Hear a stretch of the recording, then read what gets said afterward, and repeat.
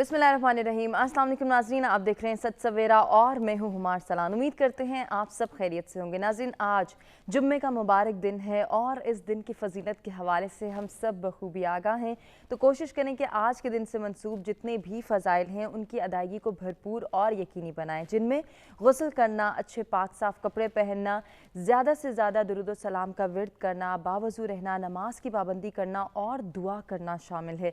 जब भी दुआ के लिए हाथ उठाएं, अपने लिए दुआ करें, अपने इर्द गिर्द के लोगों के लिए दुआ करें, हमें अपनी दुआओं में याद रखें और अपने मुआशरे के लिए, अपने मुल्क की तरक्की के लिए भी ज़रूर दुआ किया करें। आज के जो टॉपिक्स हैं बहुत ही इम्पॉर्टेंट हैं और नहायत इन पर जो है गुफ्तगू करना वक्त की ज़रूरत भी है। वक्त के तकाज़ों को जो है हम जब भी मीट करने की बात करते हैं तो यकीनन बहुत सी नाहमवारियाँ जो हमारे मुआशरे में बहुत तेज़ी से डेवलप कर रही हैं उनको कंट्रोल करने की ज़रूरत भी होती है, और उनको कंट्रोल करना कितना पॉसिबल है इस पर भी हमेशा अपने प्रोग्राम्स में हम गुफ्तगू करते हैं। आज का जो पहला टॉपिक है उसमें हम ये जानेंगे दीन इस्लाम की रोशनी में हुकूकुल इबाद की क्या अहमियत है। जब भी हुकूकुल इबाद की बात होती है यानी कि बंदों के हुकूक की बात होती है तो फिर इसमें हम देखते हैं कि इसको हम डिफरेंट कैटेगराइज कर लेते हैं, और उसमें हम ये देखते हैं वालिदैन के हकूक़, औलाद के हकूक़, ज़ौजैन के हकूक़, और इसी तरह से हम ये देखते हैं रिश्तेदारों के हकूक़, यतीमों के हकूक़, मसाकीन के हकूक़, इर्द गिर्द के जो हमारे लोग हैं यानी कि हमारे हमसायों के हकूक़, इनके हवाले से भी हमें ख़ास दीन इस्लाम की रोशनी में तालीमात, पैगामात और अहकामात मिलते हैं। ये तालीमात क्या हैं, इनको हम किस तरह से अंडरस्टैंड कर सकते हैं और कितना ज़रूरी है हम सब के लिए कि हम इन हुकूकुल इबाद के कॉन्सेप्ट्स को बिल्कुल क्लियरली अंडरस्टैंड करें और ना सिर्फ अंडरस्टैंडिंग डेवलप करें बल्कि इम्प्लीमेंटेशन की जानिब भी आएँ। आज अगर हम ये तय कर लें कि हम अपने फ़राइज़ की अदायगी को यकीनी बनाएंगे तो यकीनन तमाम लोग जो हमारे हकूक़ जिनके हमने पूरे करने हैं, जो हमारे ऊपर उनकी लाइबिलिटी है, जिनके हमारे ऊपर रिस्पॉन्सिबिलिटी है, हम वो रिस्पॉन्सिबिलिटी बखूबी अदा कर पाएंगे। ये है हमारा आज का पहला टॉपिक जिस पर हम इन डिटेल गुफ्तगू करेंगे। जबकि इसके साथ साथ आपको बताएं आज का जो दूसरा टॉपिक है उसमें हम अदलो इंसाफ की बात करेंगे। मौशरती इस्तेहकाम एक माशरे की बका और अमन इस्तेहकाम को बरकरार रखने के लिए कितना ज़रूरी है कि माशरे में अदलो इंसाफ जो है उसका बोलबाला हो, अदलो इंसाफ को प्रमोट किया जाए, उसको फ़रोग़ दिया जाए। कैसे दिया जा सकता है, दीन इस्लाम की रोशनी में हम ये जानेंगे कि हमें इस हवाले से क्या अहकामात, क्या तालीमात और क्या पैगामात मिले हैं, उनको हम कैसे फ़ॉलो कर सकते हैं, उनकी अंडरस्टैंडिंग कैसे डेवलप कर सकते हैं और अपने बच्चों की तरबियत में इनको कैसे शामिल कर सकते हैं। जी, इस पर इन डिटेल हम जो है वो आज के प्रोग्राम में गुफ्तगू करेंगे। आपसे भी कहेंगे कि आप इन दोनों टॉपिक से रेलिवेंट हमारे साथ कुछ शेयर करना चाहें, कुछ पूछना चाहें हमारे मेहमानों से, या कोई सजेशन आपके माइंड में हो तो लाइव कॉल्स के ज़रिए आप भी पार्टिसिपेट कर सकते हैं। ओवरसीज़ पाकिस्तानी जो ये प्रोग्राम देख रहे हैं पार्टिसिपेट करना चाहें तो आप भी अपना पॉइंट ऑफ व्यू हमारे साथ शेयर कर सकते हैं। और हुकूकुल इबाद के कॉन्सेप्ट के हवाले से अगर आपके माइंड में कोई सजेशन हो कि किस तरह से हम इसकी अंडरस्टैंडिंग डेवलप कर सकते हैं, अपने जो है वो बच्चों की अपब्रिंगिंग में, उनकी तरबियत में, उनको रहनुमाई जब हम फराहम कर रहे होते हैं तो फिर हम इसको किस तरह से इनकलकेट कर सकते हैं कि हुकूकुल इबाद क्या है। आज अगर हम अपने हुकूक की डिमांड करते हैं तो डेफिनेटली हमें अपने फ़राइज़, अपनी तमाम तर रिस्पॉन्सिबिलिटीज़ और अपनी ड्यूटीज़ पर भी नज़र दौड़ानी है कि हम उनको किस तरह से पूरा करें, उनको पूरा करने के लिए कितनी एफ़र्ट करें। तो जी, गुफ्तगू का आगाज़ करते हैं, तारुफ़ कराते हैं अपने मेहमानों का और उनसे हम जानेंगे कि हुकूकुल इबाद के हमें क्या अहकामात, क्या पैगामात और क्या तालीमात मिलती हैं दीन इस्लाम की रोशनी में। सबसे पहले जी हमें ज्वाइन करें इस्लामिक स्कॉलर हैं मुफ्ती इमरान हबीब ज़ियाई साहब। खुशामदीद कहेंगे। अस्सलाम वालेकुम। वालेकुम सलाम। बहुत शुक्रिया मुफ्ती साहब आपकी तशरीफ़ आवरी का। आज के दूसरे मेहमान भी इस्लामिक स्कॉलर हैं, आप सब उनको जानते हैं, अल्लामा अमजद नकवी साहब हमारे साथ मौजूद हैं। आपको भी अल्लामा साहब हम खुशामदीद कहेंगे। आज के तीसरे मेहमान का तारुफ कराते हैं जी नात ख्वां हमारे साथ हैं कारी इनामुल हक, आपको खुशामदीद भी कहेंगे और साथ ही आपसे गुजारिश करेंगे कि हमदे सनाए रब्बे जलील पेश करें। बिस्मिल्लाह कीजिए। तेरी शान जल्ला जलालहू मेरे रब कहाँ पे नहीं है तू, तेरी शान जल्ला जलालहू तेरी ज़र्रे ज़र्रे में है नमो, तेरी शान जलालुहु। तेरी कुदरतों का शुमार क्या है, तेरी वुसअतों का हिसाब क्या है, तेरी कुदरतों का शुमार क्या है, तेरी वुसअतों का हिसाब क्या है। तू मुहीते आलमे रंग बू, तेरी शान जल्ला जलालुहु, तेरी शान जल्ला जलालुहु। तेरा फैज़ फैज़ आमीम है, तू ही मेरा रब करीम है। तेरा फैज़ फैज़ आमीम है, तू ही मेरा रब करीम है। मेरे दिल में है तेरी आरज़ू, तेरी शान जल्ला जलालुहु, तेरी शान जल्ला जलालुहु। मेरे रब कहाँ पे नहीं है तू, तेरी शान जल्ला जलालुहु।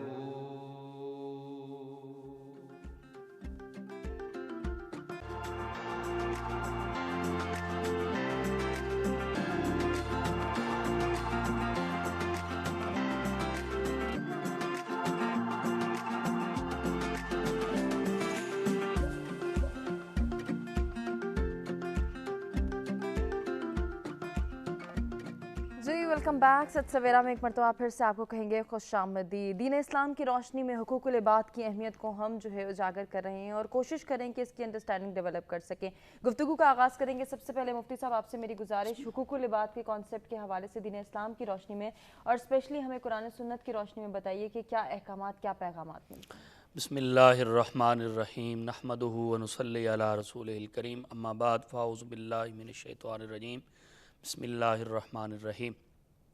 सबसे पहले तो मैं आपका और आपकी पूरी टीम का मैं मशकूर हूँ कि हमेशा की तरह आपने आज के दिन खूबसूरत टॉपिक लाया। अल्लाह ताला आपके इस काविश में मज़ीद दिन दुगनी रात चूरी तकी अता फ़रमाए। यकीनन आज का मौजू जो है वो हमारे मुआशरे का एक अहम तरीन जो जिसकी ज़रूरत है वो मौजू है। और यकीनन जब देखते हैं हम हमारे मुआशरे में बहुत सारी ख़राबियाँ हर तरफ नज़र आती हैं, तो उनमें एक ख़राबी ये भी नज़र आती है कि जो हुकूकुल इबाद हैं उनको सही मानों में अदा नहीं किया जा रहा होता। असल में हुकूक जो है ये हक़ की जमा है और अल इबाद ये अब्द की जमा है, यानी बंदों के हुकूक। अब इंसान अगर यहाँ पर देखे, जिस तरह आपने इंट्रो में फरमाया कि हुकूकुल इबाद की बहुत सारी शाखें हैं, जी बिल्कुल। उसके अंदर अगर सबसे पहला देखा जाए तो इंसानों के अंदर जो बहुत सारे तबक़ात अल्लाह ने पैदा किए हैं, उन मुख्तलिफ़ तबक़ात के हुकूक हैं, जैसा कि वालिदैन के हुकूक, फिर औलाद के हुकूक, फिर इसी तरह हमसाये के हुकूक, फिर इसी तरह جو انسان کے ماتحت ہیں ان کے حقوق، اور پھر غلاموں کے، مساکین کے، یتیموں کے، اور پھر سب سے بڑھ کر رشتہ داروں کے جو حقوق ہیں، یہ ساری چیزیں جو ہے وہ اللہ تعالیٰ نے قرآن حکیم کے اندر 12 مرتبہ بیان فرمائی ہیں۔ انہی سب چیزوں کا نام حقوق العباد ہے۔ تو آئیے اب سورۃ النساء کی آیت نمبر 36 کے اندر رب ذوالجلال نے اس ساری جتنی بھی چیزیں میں نے بیان فرمائی ہیں ان کو یکجا بیان فرمایا۔ یہاں پر پھر اللہ تعالیٰ نے اپنا حق بھی بیان فرمایا، یعنی ہم کہتے ہیں نا کہ حقوق اللہ، اللہ کا حق وہ کیا ہے؟ اللہ کا حق یہ ہے کہ اسی کی عبادت کی جائے، اللہ کا حق ہے کہ اس کے ساتھ کسی کو شرک نہ ٹھہرایا جائے، اللہ کی ذات کا یہ حق ہے کہ اس کی عبادت بجا لائی جائے، نماز، روزہ، حج، زکوٰۃ اسی کے لیے کیا جائے، یہ سارے حقوق اللہ میں شمار ہوتے ہیں۔ اب اللہ تعالیٰ نے سورۃ النساء کی آیت نمبر 36 کے اندر فرمایا وَاعْبُدُوا اللَّهَ وَلَا تُشْرِكُوا بِهِ شَيْئًا، اللہ کی عبادت کرو، اس کے ساتھ کسی چیز کو شریک نہ ٹھہراؤ۔ وَبِالْوَالِدَيْنِ إِحْسَانًا، پھر فرمایا کہ اپنے والدین کے ساتھ حسن سلوک بجا لاؤ۔ اس کا مطلب یہ ہوا کہ اللہ تعالیٰ نے اپنے حقوق بیان کرنے کے بعد سب سے پہلے جب بندوں کے حقوق بیان فرمانا چاہے تو سب سے پہلے انسان کے قریب ترین جو رشتہ ہے وہ والدین کا رشتہ ہے۔ اللہ تعالیٰ نے والدین کے حقوق بیان فرمایا والدین کے ساتھ حسن سلوک بجا لاؤ۔ پھر فرمایا وَبِذِي الْقُرْبَى والیتاما والمساکین والجار ذی القربى والجار الجنب، فرمایا رشتہ داروں کے حقوق، پھر اسی طرح یتیموں، مساکین کے حقوق، پھر فرمایا کہ والجار الجنب، پہلے فرمایا کہ وہ رشتہ دار جو آپ کے پڑوسی ہیں پہلے ان کے حقوق ادا کرو، اور پھر وہ جو آپ کے گھر کے قریب رہتے ہیں لیکن آپ کے رشتہ دار نہیں ہیں، یعنی آؤٹ آف فیملی ہیں، تو آپ کو ان غیر رشتہ داروں کے ساتھ بھی حسن سلوک بجا لانا پڑے گا جو آپ کے پڑوس میں رہتے ہیں۔ اور پھر یہاں پر میں یہ عرض کروں، علامہ ملا علی قاری علیہ رحمہ کے حوالے سے انہوں نے بیان فرمایا کہ میرے نزدیک قرآن و احادیث کی روشنی کا جو نچوڑ انہوں نے بیان فرمایا وہ یہ ہے کہ فرمایا کہ جو پڑوس ہے وہ تقریباً انسان کی دائیں جانب 40 گھر، بائیں جانب سامنے اور اس کی بیک پہ جتنے 40 گھر ہیں یہ انسان کا پڑوس بنتے ہیں۔ اب اللہ تعالیٰ نے فرمایا کہ وَالصَّاحِبِ بِالْجَنبِ وَابْنِ السَّبِيلِ، فرمایا کہ جو تمہارے صاحب ہیں، تمہارے جانب میں ہیں، یعنی تمہارے بالکل پہلو میں ہیں، اس کے اندر پوری فیملی آ جاتی ہے، ان کے ساتھ بھی آپ نے حسن سلوک بجا لانا ہے۔ پھر فرمایا مسافروں کے ساتھ، اور پھر آگے بڑی امپورٹنٹ بات فرمائی ان اللہ لا يحب من کان مختالا فخورا، اللہ ان سے محبت نہیں کرتا جو فخر کریں یا غرور کریں یا تکبر کریں۔ اس کا مطلب یہ ہوا کہ جو حقوق اللہ تعالیٰ نے سارے بیان فرمائے ہیں، جس بندے کے اندر غرور ہوگا، تکبر ہوگا، فخر ہوگا، وہ ان حقوق کو نہیں بجا لائے گا۔ جس کے اندر فخر نہیں ہوگا، جس کے اندر اکڑ نہیں ہوگی، تکبر نہیں ہوگا، غرور نہیں ہوگا، وہ سارے حقوق اللہ اور حقوق العباد کو صحیح معنوں میں جو ہے وہ ادا کر پائے گا، اور اللہ تعالیٰ کی نظر میں وہ بندہ محبوب ہوگا۔ اور جو حقوق اللہ اور حقوق العباد کو صحیح معنوں میں ادا نہیں کرتا، اس کا مطلب ہے اس کے اندر فخر ہے، غرور ہے، تکبر ہے، جو کہ اللہ کی ذات کو پسند نہیں ہے۔ وجہ فرمایا آپ نے مفتی صاحب، اس کو ہم کنٹینیو کریں گے۔ علامہ صاحب آپ سے بھی میری گزارش، حقوق العباد کا جو کانسیپٹ جس کا آغاز کیا مفتی صاحب نے، اس کے حوالے سے آپ بھی فرما دیجئے کہ اس کی اہمیت کو اجاگر کرنا کتنا ضروری ہے۔ بسم اللہ الرحمن الرحیم، الحمد للہ والصلاة علی آلہ۔ انتہائی بہترین انداز میں قبلہ زیائی صاحب نے حقوق العباد کو واضح کیا ہے۔ ان کی وضاحت کے بعد قرآن مجید کی ایک آیت ہے جس میں ارشاد رب العزت ہے کہ بسم اللہ الرحمن الرحیم اِنَّا رحمت اللہ قریب من المحسنین، کہ اللہ کے قریب تر وہ لوگ ہیں کہ جو حسن عمل سے اللہ کی مخلوق کے ساتھ پیش آتے ہیں۔ بے شک بے شک۔ پھر ارشاد رب العزت ہے کہ لِلَّذِينَ أَحْسَنُوا فِي هَذِهِ الدُّنْيَا حَسَنَةً، کہ جو لوگ دنیا میں احسان کرتے ہیں تو ان کے لیے یہ نیکی ہے جس کا اجر انہیں آخرت میں ملے گا۔ سبحان اللہ۔ پھر ارشاد رب العزت ہے کہ وَاللَّهُ يُحِبُّ الْمُحْسِنِينَ، کہ بے شک اللہ احسان کرنے والوں کو پسند کرتا ہے۔ تو حقوقُ العباد جب ہم انجام دیتے ہیں تو اس کا تعلق ہے کہ اللہ کی مخلوق سے احسان کرنا. اللہ کی مخلوق سے احسان کرنے کا مطلب والدین سے احسان کرنا، رشتہ داروں سے، مسافروں سے، آپ اپنے پڑوسیوں سے، اور وہ لوگ کہ جو مستحق ہیں ان کے ساتھ احسان اور حسن سلوک سے پیش آنا. معمر بالخلود جناب امام رضا کے یہ صحابی ہیں. وہ جناب امام رضا سے معمر بن خلود روایت کرتے ہیں کہ امام رضا علیہ السلام نے ارشاد فرمایا کہ بنی اسرائیل کے ایک شخص کو خواب آیا کہ اس نے خواب میں دیکھا. اب اس واقعے سے حقوق العباد کی بجا آوری کی اہمیت ثابت ہوتی ہے کہ امام رضا نے فرمایا کہ بنی اسرائیل کے ایک شخص کو خواب آیا اور خواب میں اس نے دیکھا کہ اس سے کوئی کہہ رہا ہے کہ اے بندہ خدا، تیری آدھی زندگی خوشحالی میں گزرے گی اور تیری آدھی زندگی بدحالی میں گزرے گی. اب تیرا اختیار ہے کہ تو پہلے خوشحالی والی زندگی گزارنا چاہتا ہے یا پہلے بدحالی والی زندگی گزارنا چاہتا ہے. جب وہ خواب سے بیدار ہوا تو اس نے کہا کیوں نہ میں اپنی زوجہ سے مشورہ کر لوں کہ پہلے کون سی زندگی گزاروں. تو جب اس نے زوجہ کو اپنا خواب سنایا کہ خواب میں مجھے ایک شخص ملا اور اس نے مجھے یہ کہا کہ تمہاری زندگی کے دو حصے ہیں، ایک خوشحالی والا اور دوسرا بدحالی والا، اب تیرا اختیار ہے کہ تو کون سا حصہ پہلے گزارنا چاہتا ہے. تو جو اس کی بیوی تھی، اب یہ بھی اس واقعے میں ثابت ہوتا ہے، واضح ہوتا ہے کہ اگر گھر کی زوجہ شوہر کا ساتھ دے تو شوہر بھی حقوق العباد انجام دینے میں اسے مشکل پیش نہیں آتی. تو جیسے ہی اس نے اپنی زوجہ سے، بیوی سے اپنا خواب شیئر کیا تو اس نے کہا کہ ہم پہلے خوشحالی والی زندگی بسر کریں گے.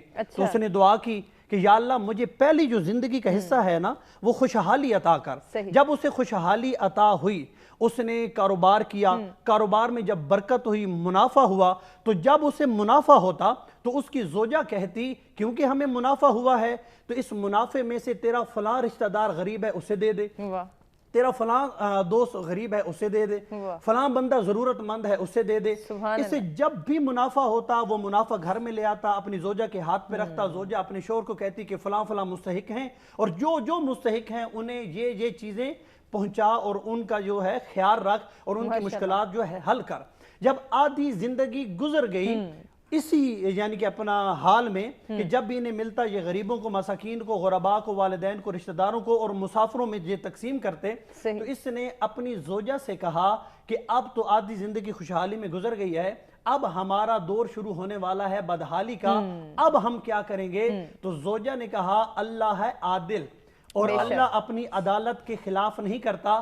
اگر ہم نے اللہ کی مخلوق پہ احسان کیا ہے تو آئندہ وہ ہم پہ احسان کرے گا. اور امام رضا نے فرمایا کہ اس کی آدھی زندگی خوشحالی میں گزری اور بقیہ جو بدحالی میں گزرنی ہے مخلوق خدا کی خدمت کرنے کی وجہ سے وہ بدحالی بھی خوشحالی میں تبدیل ہو گئی. تو اگر آپ ہمیشہ خوشحال رہنا چاہتے ہیں تو حقوق العباد کا خیال رکھیں اور لوگوں پہ احسان کریں. کیا بات ہے، بہت ہی خوبصورتی کے ساتھ جو ہے ہمارے دونوں پارٹیسپینٹ نے حقوق العباد کے مفہوم کو واضح کیا ہے. مزید ڈسکشن کے سلسلے کو آگے بڑھائیں گے، ایک بریک کی جانب بڑھیں، بریک سے واپس آتے کنٹینیو کرتے ہیں.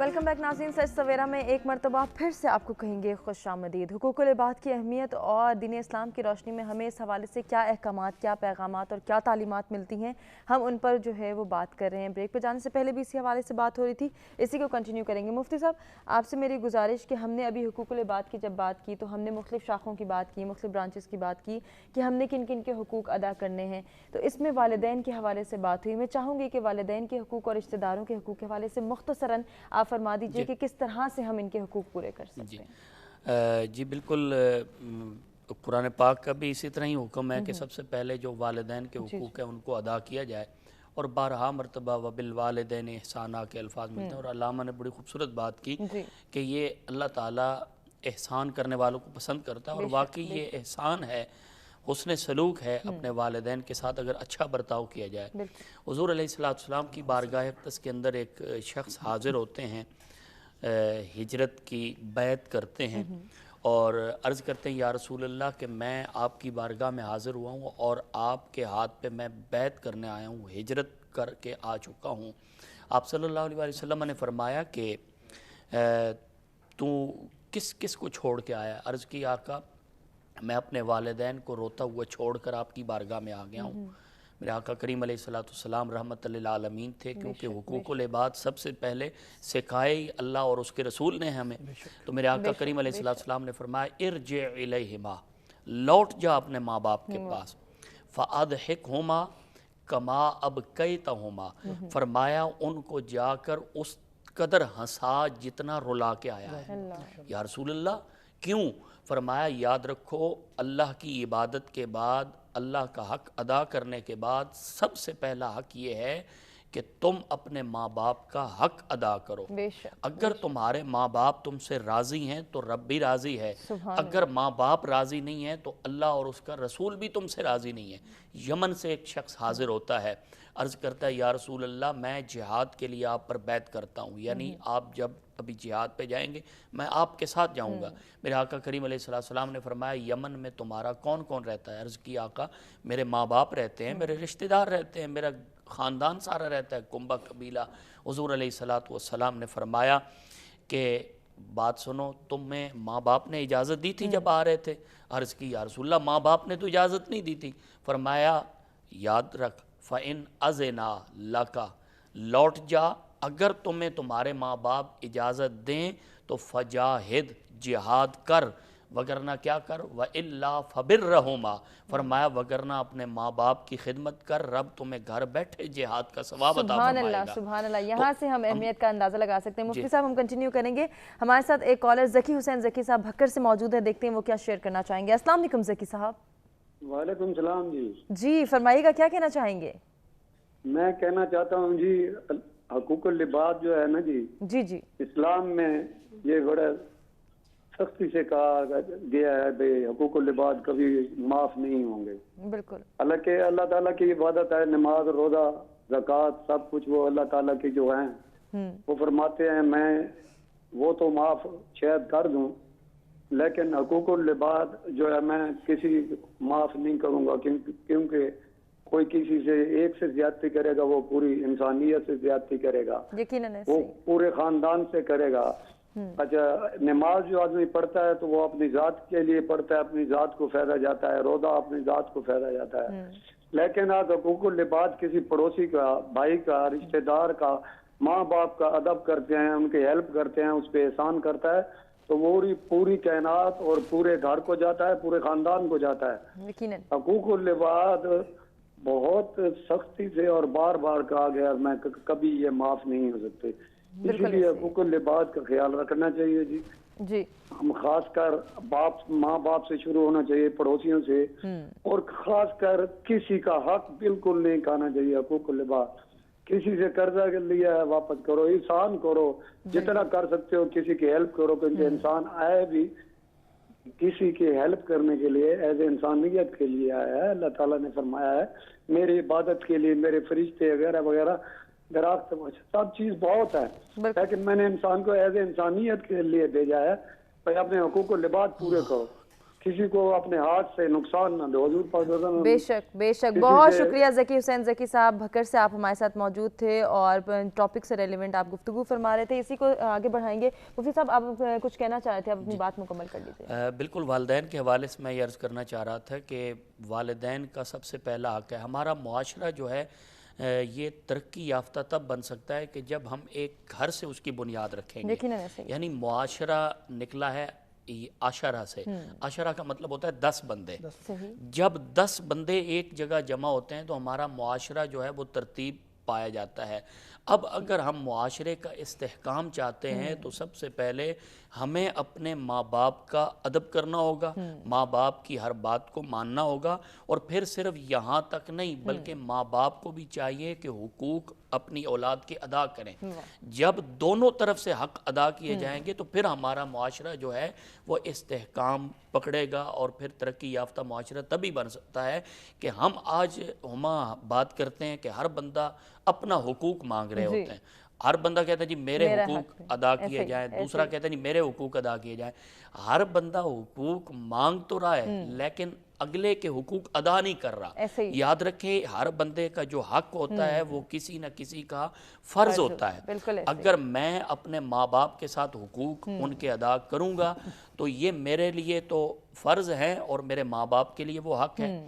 اگر ماں باپ میرے ساتھ اچھا سلوک بجا لاتے ہیں جس طرح کے اولاد پر کرنا چاہیے تو یہ ان پر فرض ہوگا, میرے حقوق ہوں گے. یعنی ہر جگہ کسی نہ کسی کا واجب اور فرض ہوتا ہے, اگلے کے حقوق ہوتے ہیں. تو ہمیں جب ایک دوسرے کے حقوق ادا کرنے کا طریقہ آ جائے گا تو میں سمجھتا ہوں کہ معاشرہ ہمارا جو ہے وہ ترقی یافتہ معاشرہ بن سکتا ہے. یقیناً بہت خوبصورت بات, اور اسی کو ہم کنٹینیو کریں گے. ناظرین ہمیں ایک بریک کی جانب بڑھنا ہے, لیکن بریک پہ جانے سے پہلے ہم قاری انعام الحق سے گزارش کریں گے کہ وہ بارگاہ رسالت مآب صلی اللہ علیہ وآلہ وسلم میں ہدیہ نعت پیش کریں. بسم اللہ کیجیے. میرا گدا میرا منگتا میرا غلام آئے, خدا کرے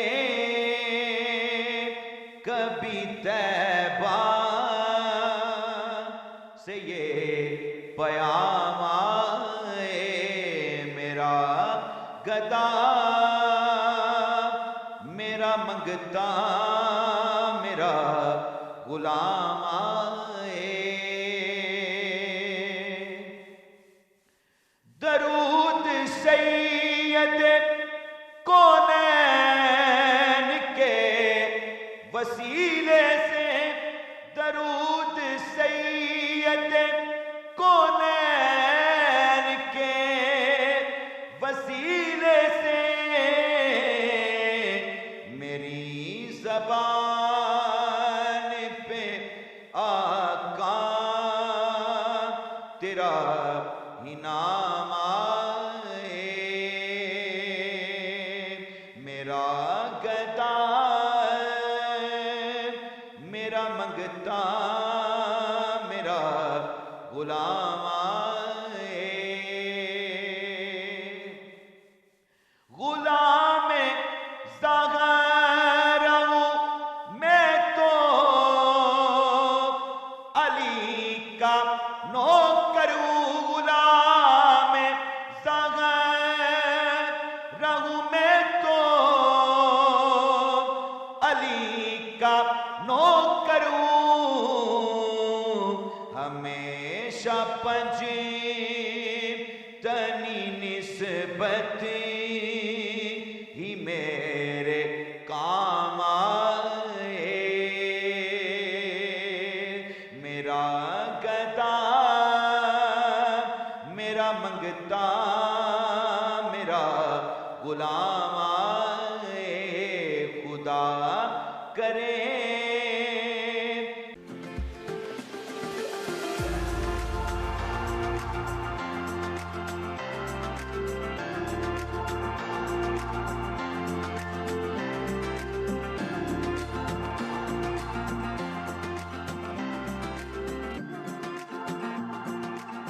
ویلکم بیک جی. سچ سویرا میں ایک مرتبہ پھر سے آپ کو کہیں گے خوش آمدید. آج کے جو دو ڈیفرنٹ ٹاپکس ہیں جن پہ گفتگو کا سلسلہ جاری ہے, جس میں سب سے پہلے دین اسلام کی روشنی میں ہم جان رہے ہیں حقوق العباد کے مفہوم کی اہمیت کیا ہے اور اس کو اجاگر کس طرح سے کیا جا سکتا ہے. کتنا ضروری ہے کہ ہم حقوق العباد کے کانسیپٹ کو سمجھیں اور پھر اس کو کہیں نہ کہیں اپنی سوسائٹی میں اگر ہم دیکھ رہے ہیں کہ نہیں امپلیمنٹیشن یقینی بن رہی تو کہیں نہ کہیں ہمیں بھی یہ کام کرنا ہے. یہ ہماری رسپانسبلٹی ہے کہ ہم اس کی اویئرنیس کریٹ کریں, اپنے بچوں کی تربیت میں اس کو شامل کریں اور اپنے نوجوانوں کی رہنمائی میں بھی ضرور اس کو انکلکیٹ کریں. اس کے ساتھ ساتھ یہ بات ہوگی عدل و انصاف کے حوالے سے.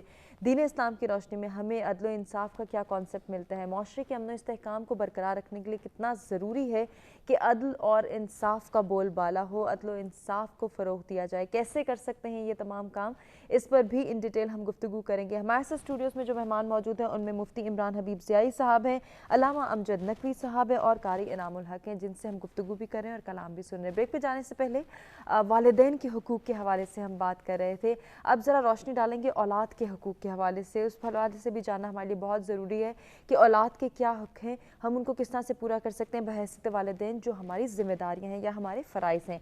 अल्लामा साहब, आपसे मेरी गुजारिश कि जिस तरह से पहले हम वालिदैन के हुकूक को जाने हैं, अब हम जानना चाह रहे हैं कि औलाद के क्या हुकूक हैं। जी, जिस माशरे में हम रहते हैं इस माशरे को हम इस्लामी माशरा कहते हैं। अब इस्लाम निकला है सलामती से, बिल्कुल, और जो इस्लाम को मानते हैं तो उन्हें मुसलमान भी कहा जाता है और मोमिन भी कहा जाता है। मुसलमान का भी जो माखज़ है वो सलामती ही है और मोमिन का जो माखज़ है वो अमन है। इसका मतलब ये हुआ कि आप जिस मुआशरे में रहते हैं वहाँ पे अगर सलामती भी हो और अमन भी हो तो वो उस मुआशरे को हम इस्लामी मुआशरा कहते हैं। फिर हुज़ूर नबी करीम सल्लल्लाहु अलैहि वसल्लम ने इरशाद फरमाया कि मुसलमान वो है कि जिसकी ज़ुबान और हाथ से दूसरा मुसलमान महफूज रहे। इसका ताल्लुक़ आपके वालिदैन के साथ भी है कि आप जब भी बुलाएं अपने वालिदैन को तो बेहतरीन अल्फाज में बुलाएं, और वालिदैन जब अपनी औलाद को याद करें तो बेहतरीन अंदाज में याद करें। हमारा मुआशरा, आपने जैसे औलाद के हुकूक का तज़किरा किया है, तो औलाद के हुकूक में से सबसे पहला हक औलाद का ये है वालिदैन पर कि वालिदैन उनका नाम खूबसूरत रखें। खूबसूरत नाम ये हक है औलाद का कि वालिदैन उनका रखें, और जब वो खूबसूरत नाम रख दिया जाए फिर ये भी औलाद का हक है कि उसे उसी नाम से याद किया जाए, फिर उसके नाम को बिगाड़ा ना जाए। हम जब मुआशरे में जाते हैं तो हमारे नाम बिगड़ जाते हैं, तो मुआशरा नहीं बिगाड़ता, नाम हमारा बिगड़ता है हमारे घर से। तो सबसे पहला हक औलाद का यह है वालिदैन पर कि उसका बेहतरीन नाम रखें, खूबसूरत नाम रखें, उसकी बेहतरीन परवरिश करें। क्यों करें? उसकी भी वजह है कि उनकी बेहतरीन परवरिश, औलाद की बेहतरीन परवरिश पे वालिदैन की आखरत का इन्हिसार है। जितने बेहतरीन बच्चे मुआशरे को वालिदैन देंगे उनकी उतनी बेहतरीन आखरत होगी। जैसा कि रिवायत भी है कि क़यामत वाले दिन जब नामा अमाल हाथों में थमा दिया जाएगा तो बाज़ लोग कहेंगे कि या अल्लाह हमने ये नेकी की ही नहीं तो हमारे नामा अमाल में दर्ज क्यों है, और बाज़ ये कहेंगे कि या अल्लाह हमने ये बदी की ही नहीं, बुराई की ही नहीं, तो इनको हमारे नामा अमाल में दर्ज क्यों किया गया है। तो जवाब यही आएगा कि तुम्हारी औलाद ने नेक अमल किए, उन नेक अमाल की वजह से उनका हिस्सा आपको भी मिला, या तुम्हारी औलाद ने बद अमल किए तो उन बद अमाल का हिस्सा आपको भी मिला। तो अगर वालिदैन अपनी आखिर दुनिया को छोड़ दें, दुनिया में मुमकिन है कि मिसाल के तौर पे जो है वो अपना उनकी अच्छी हो या ना हो, लेकिन आखिरत को फोकस करते हुए अपनी औलाद पे तवज्जो दें कि आपकी औलाद पर आपकी आखिरत का इन्हिसार है। आप जन्नत में भी जा सकते हैं अपने औलाद के अमाल की वजह से, और आप जहन्नुम का ईंधन भी बन सकते हैं अपने औलाद के अमाल की वजह से। तो ये दो हक हो गए, एक बेहतरीन नाम रखा जाए, एक बेहतरीन परवरिश की जाए और बेहतरीन तालीम दी जाए। आयतुल्लाह खुमैनी से जब पूछा गया कि आप जब इनकलाब लाने की बात कर रहे हैं तो आपकी फौज कहाँ है, तो उन्होंने यही कहा कि मेरी फौज है माओं की गोदों में। तो माँ की गोद ही सबसे पहली यूनिवर्सिटी है कि माँ की गोद से जब बच्चा पलता है वो इनकलाबी भी बनता है, वो अच्छा भी बन सकता है, वो बदकिरदार भी बन सकता है। तो वालिदैन का ये हक है कि वो अपनी औलाद का बेहतरीन तरीके से जो है उसकी ज़हन साजी करें, उसकी शख्सियत साजी करें। फिर आ जाइए, जब औलाद पे वालिदैन ये सब कुछ कर देते हैं तो फिर औलाद बनती कैसे है, फिर औलाद का यानी कि अपना समर मिलता कैसे है। हज़रत इमाम ज़ैनुल आबिदीन अलैहिस्सलातु वस्सलाम अपनी वालिदा के साथ बैठ के खाना नहीं खाया करते थे। एक दिन जनाब ज़ैनुल आबिदीन की वालिदा ने जनाब इमाम हुसैन से शिकायत की कि ए आका, आप ज़ैनुल आबिदीन से पूछिए कि वो मेरे सामने बैठ के खाना नहीं खाता, वजह क्या है, क्या मुझसे नाराज़ हैं, क्या मुझसे कोई गलती हुई है। तो इमाम हुसैन ने जनाब ज़ैनुल आबिदीन को बुलाया और बुला के कहा कि आपकी वालिदा शिकायत कर रही हैं कि आप अपनी वालिदा के साथ बैठ के खाना नहीं खाते। तो जनाब इमाम ज़ैनुल आबिदीन ने फरमाया कि ए बाबा, मैं अपनी वालिदा के साथ बैठ के खाना इसलिए नहीं खाता कि मुमकिन है जिस लुकमे पे दिल हो मेरी वालिदा का कि मैं खाऊं और उनके तोड़ने से पहले वो तोड़ के मैं खा जाऊं, तो इतनी गुस्ताखी भी मैं अपनी वालिदा की बर्दाश्त नहीं कर सकता। तो जब वालिदैन तरबियत करते हैं तो फिर इमाम ज़ैनुल आबिदीन जैसे इमाम बनते हैं, जनाब अली अकबर जैसी शख्सियत बनती है, जनाब शहजादा का क्यों करबला में अगर आप आके देख लें तो करबला में ये पूरी जो कुर्बानी है ये माओ की तरबियत का नतीजा है कि माओ ने तरबियत ऐसे की कि आपने दीन की खातिर अपनी जान को कुर्बान कर देना है। और इससे मुझे एक बात और भी याद हो गई आ गई कि जब आप अपनी औलाद की तालीम पे तवज्जो देते हैं और ये कहते हैं कि ये दुनियावी यूनिवर्सिटी में जाए, स्कूल में जाए, डिग्री हासिल करे, तो उसमें ज़हन आप ये भी रखें कि काश ये कुरान का हाफिज भी बन जाए, कुरान का कारी भी बन जाए, कुरान की तालीमात पे अमल भी करे और सीरत मोहम्मद व आले मोहम्मद पे भी अमल करे। जब आप उसको तालीमात इस्लाम से आशना करेंगे तो वही औलाद आपके लिए तोशा आखरत बन जाएगी। और फिर एक बात और उसके बाद आप आगे चलिएगा। जनाब अमीरुल मोमिनीन अलैहिस्सलातु वस्सलाम से एक रिवायत है कि औलाद के साथ भी हुस्न सलूक करना ये भी हुकूकुल इबाद है, औलाद का वालिदैन के साथ हुस्न सलूक करना ये भी हुकूकुल इबाद में से है। रसूल खुदा सल्लल्लाहु अलैहि वसल्लम को 2 ऊँटनियाँ तोहफे के तौर पे मिली, तो जनाब रसूल खुदा ने अपने असहाब को बुलाया और बुला के कहा, ए मेरे असहाब, मुझे 2 ऊँटनियाँ मिली हैं तोहफे के तौर पे, इन 2 में से एक ऊँटनी मैं उसे दूंगा जो 2 रकत नमाज सिर्फ अल्लाह के लिए पढ़े।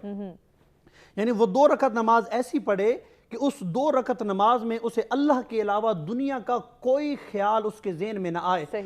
तो कोई सारे सहाबा खामोश रहे, तो अमीरुल मोमिनीन खड़े हुए और जनाब अली ने कहा, या रसूलल्लाह 2 रकत नमाज मैं पढ़ूंगा। तो रसूल खुदा ने कहा पढ़िए। जब अमीरुल मोमिनीन ने 2 रकत नमाज पढ़ी तो जनाब जिब्रील आए और आके कहने लगे, या रसूलल्लाह आप एक ऊँटनी अली को दे दीजिए। और जब जिब्रील ने ये कहा कि या रसूलल्लाह एक ऊँटनी जो है वो आप जनाब अली को दे दें, तो रसूल खुदा ने कहा, ए जिब्रील, मैंने ये शर्त लगाई थी कि 2 रकत ऐसी पढ़ी जाएं जिसमें कोई ख्याल ना हो। जबकि अली दूसरी रकत के रुकू में ये सोच रहा था कि इन 2 में से कौन सी लूं, तो जनाब जिब्रील ने कहा कि ए रसूल खुदा, अल्लाह कह रहा है कि अली का ये सोचना भी अल्लाह के लिए है। रसूल खुदा ने कहा, कैसे मालूम है रसूल खुदा को? तो रसूल खुदा फरमा रहे हैं कैसे?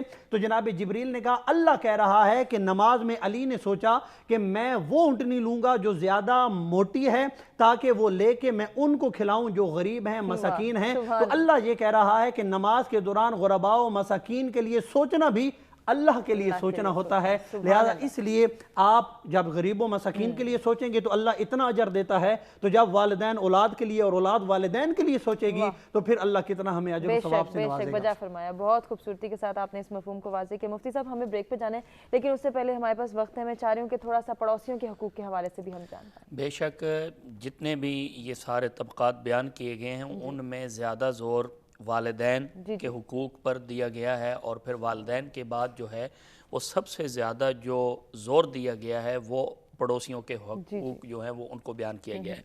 अहादीस तैयबा की रोशनी में और कुरान मजीद की आयात की रोशनी में जितनी भी ये नस्सें आई हैं उनमें ये वाज़ेह तौर पे बयान है कि जो आपके पड़ोसी हैं उनके साथ उसने सलूक बजा लाओ। अब नबी पाक सल्लल्लाहु अलैहि वसल्लम के एक अंसारी सहाबी हैं, हुज़ूर की बारगाह में हाज़िर होते हैं, तो नबी पाक सल्लल्लाहु अलैहि वसल्लम एक शख्स के साथ खड़े होकर काफ़ी देर गुफ्तगू फरमाने लगे। अंसारी साहबी कहते हैं, मैं और मेरी ज़ौजा हम दोनों थे, हुजूर की ज़ियारत के लिए गए हुए थे, मुलाकात के लिए, ताकि हुजूर से दुआएं भी लें और कोई मामलात डिस्कस करने थे। तो देखा तो एक शख्स के साथ हुजूर अलैहिस्सलाम खड़े हैं और तवील गुफ्तगू फरमाई। तो हमें दुख होने लगा कि यार हम थक गए हैं, लेकिन आका करीम अलैहिस्सलाम को इस शख्स ने इतनी देर से खड़े किए हुए है, यार इंसाफ होता है, अदल होता है, बैठ जाना चाहिए, इतनी तवील गुफ्तगू। थोड़ी देर के बाद जब वो शख्सियत रुखसत हुए तो हुजूर अलैहिस्सलाम ने फरमाया, कैसे आना हुआ? अर्ज़ की, या रसूलल्लाह ये हमारे काम थे, मुलाकात के लिए, शर्फ़ मुलाकात के लिए हाज़िर हुए और फ़लाँ गुफ्तगू करनी थी, लेकिन या रसूलल्लाह हमें बड़ा दुख हुआ, इन शख्सियत ने आपको काफ़ी देर खड़े रखा। मेरे आका ने फरमाया, तुम्हें पता है ये कौन है? अर्ज़ की, आका हमें तो नहीं पता।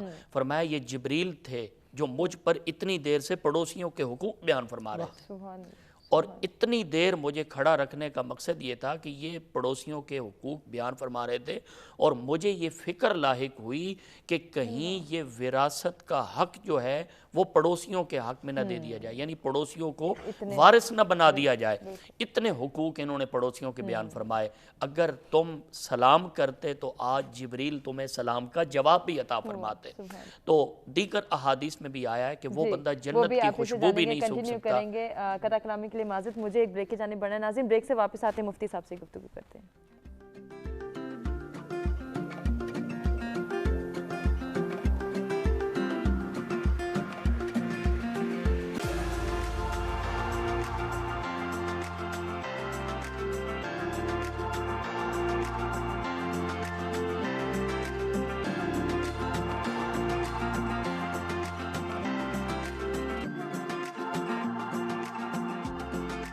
ویلکم بیک جی، ست سویرا میں ایک مرتبہ پھر سے آپ کو کہیں گے خوش آمدید۔ ہم بڑھنے جا رہے ہیں آج کے دوسرے ٹاپک کے حوالے سے بات کریں گے، جس میں عدل و انصاف کے لیے ہمیں کیا تعلیمات، کیا احکامات اور کیا پیغامات ملتے ہیں دین اسلام کی روشنی میں، یہ جانیں گے۔ مفتی صاحب میں چاہوں گی کہ ہم مختصراً عدل و انصاف کے حوالے سے بھی بات کریں کہ عدل و انصاف کو کس طرح سے فروغ دیا جا سکتا ہے اور اس کے حوالے سے ہمیں کیا تلقین کی گئی ہے۔ بے شک جو عدل و انصاف ہے یہ بہت اہمیت رکھتا ہے ہماری زندگی کے ساتھ، اس کا بہت گہرا تعلق ہے۔ قرآن مجید فرقان حمید کے اندر اللہ تعالیٰ نے اس بارے میں بھی ارشاد فرما کر انسانیت کو ایک خوبصورت جو ایک زندگی گزارنے کا ذریعہ ہے وہ ہمیں عطا فرمایا کہ ہر کام میں عدل و انصاف رکھو۔ فرمایا وَإِنْ حَكَمْتَ فَاحْكُمْ بَيْنَهُمْ بِالْقِسْطِ إِنَّ اللَّهَ يُحِبُّ الْمُقْسِطِينَ۔ فرمایا کہ جب تمہیں حاکم بنایا جائے یعنی فیصلہ کرنے والا بنایا جائے تو تم عدل و انصاف کے ساتھ اس معاملے کو پائے تکمیل تک پہنچاؤ، اور جو بندہ عدل و انصاف کرتا ہے اللہ تعالیٰ اس سے محبت کرتا ہے۔ تو اگر انسان اپنے گھر سے یہ معاملہ شروع کرے، ماں باپ جو ہیں وہ اولاد کے درمیان عدل و انصاف کا جو پہلو ہے وہ رکھیں، اور پھر اسی طرح ہمارے ماتحت جتنے بھی ملازمین ہیں، جتنے بھی کام کرنے والے ہیں، اگر ہم ان کے ساتھ میانہ روی اختیار کریں، یعنی درمیانہ جو ایک عدل و انصاف کا پہلو ہے وہ اجاگر رکھیں، تو یقیناً جو ہے وہ ہماری زندگی خوبصورت بن سکتی ہے۔ حضور علیہ السلام نے فرمایا کہ جو انسان عدل و انصاف کرتا ہے کل قیامت والے دن اللہ تبارک و تعالیٰ کی دائیں جانب جو نور کے ممبر ہیں ان پر عدل و انصاف والے بٹھائے جائیں گے۔ اور پھر حضور علیہ السلام نے فرمایا کہ 3 بندے جنتی ہیں۔ یا رسول اللہ کون کون؟ فرمایا ہمیشہ عدل و انصاف رکھنے والا، جس نے اپنی اولاد کے درمیان، اپنے خاندان والوں کے درمیان، اپنے معاشرے میں، اپنے دائیں بائیں رشتہ داروں میں، پڑوسیوں میں جس نے عدل و انصاف کا پہلو رکھا وہ جنتی ہے۔ پھر فرمایا جو رحم دل ہے، ہمیشہ رحم دل رکھنے والا، رحم دلی کرنے والا، وہ جنتی ہے۔ تیسرے نمبر پہ فرمایا وہ سفید پوش آدمی جو اپنی اولاد رکھنے کے باوجود وہ مانگتا نہیں ہے کسی سے، ہاتھ نہیں پھیلاتا، اپنے آپ کو چھپا کر رکھتا ہے، اللہ تعالیٰ کے دیے ہوئے پہ بھروسہ رکھتا ہے اور راضی رہتا ہے، وہ بھی فرمایا کہ جنتی ہے۔ اس کا مطلب یہ ہے کہ عدل و انصاف ہمارے معاشرے میں جب تک نہیں ہوگا ہماری زندگی خوبصورت نہیں بن سکتی، ہمارا معاشرہ بہتر نہیں بن سکتا۔ اور یقیناً آج کا پیغام بھی یہی ہے کہ ہمارے معاشرے میں ہر کسی کو جہاں جو کوئی بھی موجود ہے عدل و انصاف کا پہلو سامنے رکھے، انشاءاللہ اس کی زندگی میں بھی برکت آئے گی اور ہمارا معاشرہ بھی جو ہے وہ مستحکم بن سکتا ہے۔ یقیناً بہت ہی خوبصورتی کے ساتھ آپ نے اس مفہوم کو واضح کیا۔ علامہ صاحب آپ سے بھی میری گزارش ہے عدل و انصاف کے حوالے سے اسلام میں جو تصور پیش کیا گیا ہے اس پر روشنی ڈال دیجیے۔ ان اللہ یأمر بالعدل والاحسان، قرآن مجید میں اللہ حکم یہ دیتا ہے کہ عدل اور احسان کے ساتھ اپنی زندگی کو بسر کرو۔ امیر المومنین کا ایک فرمان ہے کہ معاشرے ظلم پہ تو قائم رہ سکتے ہیں لیکن عدل کے بغیر معاشرے قائم نہیں رہ سکتے۔ تو معاشرے کی تنزلی کا مرکزی جو اپنا کردار ہوتا ہے وہ عدل کا خالی ہونا ہوتا ہے۔ اگر آپ عدل کے بغیر اپنی زندگی کو بسر کریں گے تو وہ زندگی آپ کی اجیرن بن جائے گی۔ عدل آپ اپنی اولاد کے درمیان کریں، آپ کے 2 بیٹے ہیں اور اگر آپ نے ان 2 بیٹوں میں چند چیزیں برابر کی تقسیم نہ کی تو وہ بھی آپس میں ناراض ہو جاتے ہیں کہ ہمارے والدین نے ہمارے ساتھ عدل نہیں کیا۔ اور دوسری سب سے جو بڑی بات ہے وہ یہ ہے کہ عدل ہے اللہ کی خصوصیت جو کہ اللہ نے اپنی خصوصیت بندوں میں ڈالی ہے کہ بندے بھی جو اللہ کی خصوصیت ہے عدالت والی، بندے بھی اس اللہ کی خصوصیت کو لے کے چلیں۔ حضرت عیسیٰ علیہ السلام کو جب صلیب سے اٹھایا گیا، سب سے پہلے تو یہ ہے کہ ہم اللہ کی عدالت کی بھی تو قائل ہوں، بعد میں بندوں کی عدالت پہ ہم آئیں گے کہ اللہ کی عدالت کیا ہے کہ جب حضرت عیسیٰ علیہ السلام کو اٹھایا گیا صلیب سے اور جناب جبریل لے کے گئے، تو بعض روایات میں تیسرے آسمان پہ اور بعض روایات میں چوتھے آسمان پہ جناب عیسیٰ کو روک دیا گیا اور یہ کہا گیا کہ عیسیٰ اس سے آگے نہیں آ سکتے، اے جبریل جناب عیسیٰ کو یہیں پہ ٹھہرا دیا جائے۔ تو جب پوچھا گیا کہ یا اللہ عیسیٰ آگے کیوں نہیں آ سکتے، تو اللہ نے کہا کہ عیسیٰ کے لباس کو چیک کیا جائے۔ جب جناب عیسیٰ کے لباس کو چیک کیا گیا تو جناب عیسیٰ کی ابا کے اوپر ایک سوئی لگی ہوئی تھی۔ علامہ صاحب قطع کلامی کے لیے معذرت، یہیں سے کنٹینیو کریں گے، ایک مختصر سے وقفے کی جانب ہمیں بڑھنا ہے، واپس آتے ہیں اور کنٹینیو کرتے ہیں۔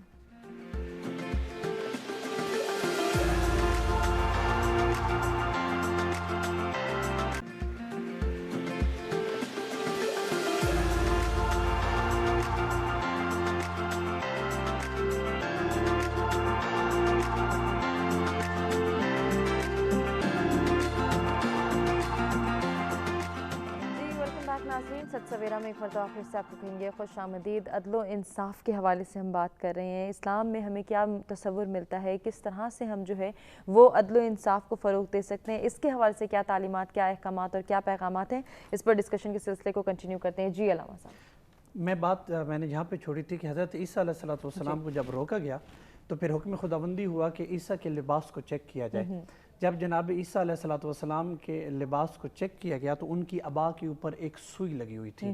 تو جناب جبریل نے کہا کہ اللہ پوچھ رہا ہے کہ اے عیسیٰ یہ سوئی تو ساتھ کیوں لے کے آئے؟ تو جناب عیسیٰ نے کہا میں نے سوئی ساتھ اس لیے رکھی کہ رستے میں ممکن ہے کہ میرا لباس پھٹ جائے اور میں اس سوئی کے ذریعے اسے پیوند لگا سکوں۔ تو آواز توحید آئی، اے عیسیٰ تو نے میرے ساتھ انصاف نہیں کیا، تو نے میرے ساتھ عدل نہیں کیا کہ جو اللہ تجھے آسمان پہ بلا رہا ہے کیا وہ تیرے پھٹے ہوئے لباس کا سامان نہیں کر سکتا؟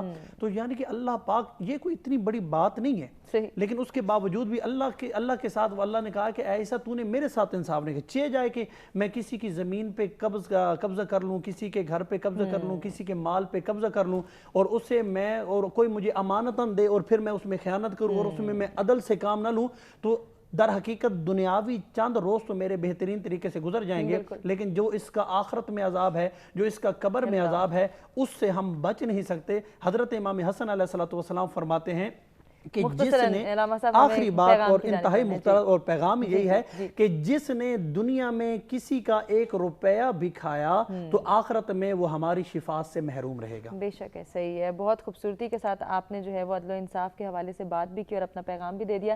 مفتی صاحب آپ سے بھی میری گزارش مختصراً آج کے ٹاپک کے حوالے سے پیغام۔ عدل و انصاف کا یہی تقاضا ہے کہ ہر جگہ پہ عدل و انصاف کو پایہ تکمیل تک پہنچایا جائے اور اس کے حق کے ساتھ پایہ تکمیل تک پہنچایا جائے۔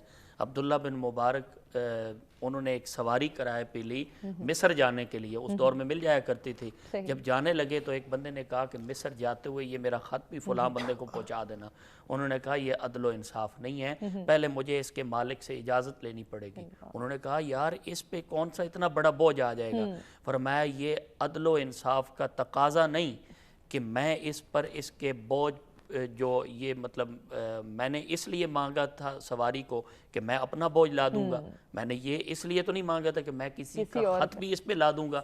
تو آئیے اپنی زندگی میں چھوٹی چھوٹی باتیں عدل و انصاف کی طرح عدل و انصاف کے ساتھ چھوٹی چھوٹی باتوں کو گزاریں تو یقین مانے جب انسان چھوٹی چھوٹی باتوں سے عدل و انصاف شروع کرتا ہے پھر بڑی بڑی باتوں کی طرف انسان جاتا ہے، اور اپنی زندگی میں جب انصاف اور عدل لے آتا ہے تو یقیناً اللہ تعالیٰ بھی اس کے ساتھ عدل اور انصاف کے ساتھ بے شک ایسا ہی ہے۔ اور اگر اس معاشرے میں رہنے والے تمام افراد یہ سوچ اپنا لیں کہ ہم نے عدل و انصاف کو فروغ دینا ہے، عدل و انصاف پر مبنی فیصلے کرنے ہیں، تو یقیناً اس معاشرے کا امن و استحکام بھی برقرار رہ سکتا ہے اور یہ معاشرہ مزید ترقی کر سکتا ہے۔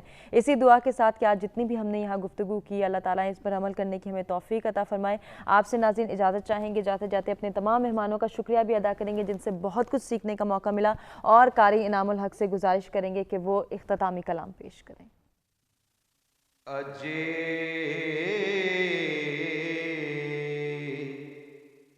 سکھ مترا دیو تیری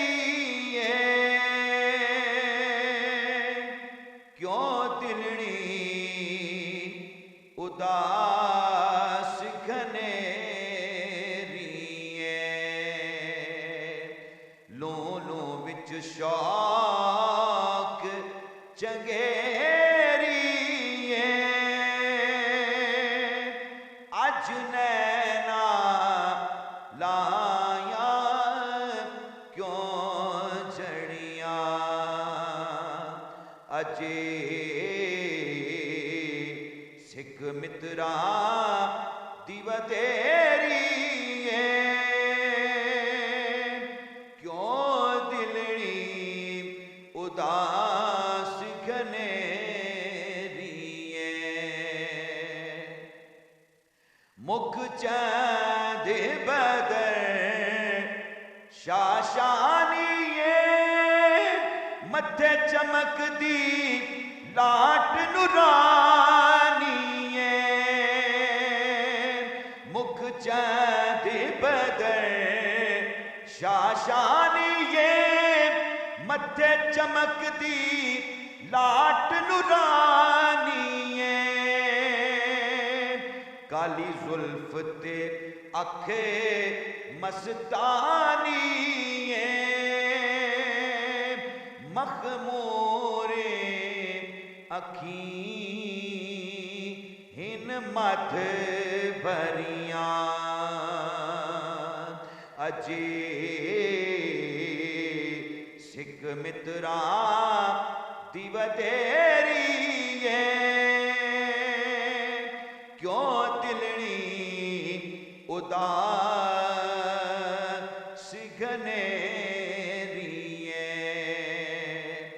सुबहान अल्लाह माजी मलका मासन कामा की मलका सुबहान अल्लाह माजी मलका मासन कामा की मलका